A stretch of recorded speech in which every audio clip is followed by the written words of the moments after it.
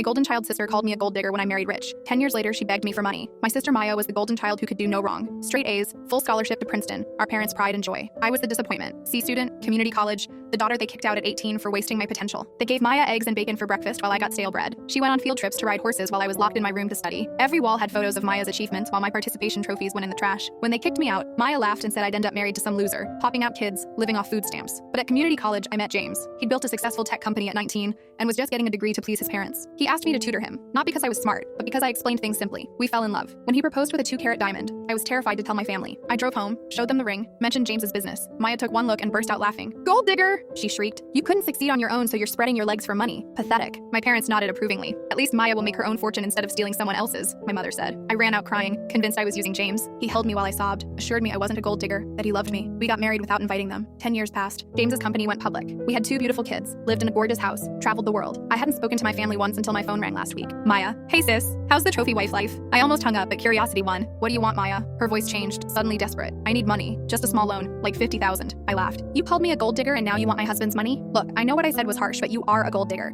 That's literally your husband's money, not yours. So stop being petty and help your sister." The audacity floored me. "Maya, you have a Princeton degree. What happened?" She went quiet, then admitted she'd been fired from her 3rd job for embezzlement. No one would hire her. She was living in her car. My parents had disowned her when the scandal went public apparently. Having a criminal daughter was worse than having a stupid one. "Please," she begged. "You live in luxury. 50,000 is nothing to you." I told her I'd think about it and hung up. But I wasn't going to let this go. I had my own money. James gave me generous monthly allowances that I'd saved for years. I had over $200,000 in my personal account. I could easily help Maya, but she needed to learn a lesson. I sent her a check for 1 cent with a note. "Here's what gold diggers like me can afford to share." She called immediately, screaming, "You bitter bitch! You're really going to let me starve because of something I said 10 years ago? You just called me a gold digger again 5 minutes ago. Because you are one. Then you don't need my gold digging money. Bootstrap yourself up, Princeton grad." She hung up. I thought that was the end. But 3 days later, she showed up at my house. Not alone, with our parents. All 3 looked desperate. Their clothes worn, their car a beaten-up Honda from the 90s. "We need to talk," my father said. They'd lost everything in a Ponzi scheme. Their retirement, savings, the house, gone. They'd been living with Maya in her car for 2 weeks. They needed $500,000 to avoid bankruptcy and pay for a cheap apartment. "You owe us," my mother said. "We raised you, fed you, housed you for 18 years. You gave me bread while Maya got full meals. You kicked me out for getting into community college because you were a disappointment. But now you can finally be useful. Your husband won't even notice $500,000 missing." I laughed. "James knows every penny, and he'd never give you anything after how you treated me." Maya stepped forward. "Then divorce him and take half. Give us the money from the settlement." I stared at her. "You want me to destroy my marriage to pay for your mistakes? You never loved him anyway. You married him for money. At least this way, your gold digging helps your real family." I was about to throw them out when James walked in. He'd heard everything from his office. "Get out of our house," he said quietly. "Now." My father puffed up. "You can't." "I can, and I will. Leave before I call the police."